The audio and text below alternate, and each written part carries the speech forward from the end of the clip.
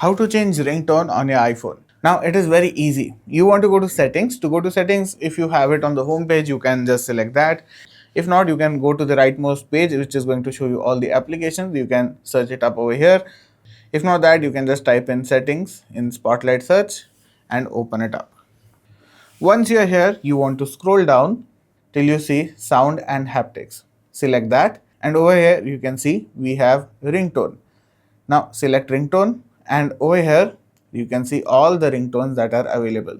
Now these are the ringtones that are here by default when your iPhone is reset or new. In reflection, as you can see, we have an arrow which says default, boy and dreamer. So these are the types of the ringtones that are available in here. But other than that, you can just scroll down, see which one you like, and if you like it, just leave it be and go back. To go back, you can just swipe right, or you can just tap the top arrow. And here you can see ringtone has now changed to scavenger, which was not the case before. Now if you want to change the volume, we have a slider that will help us choose the volume.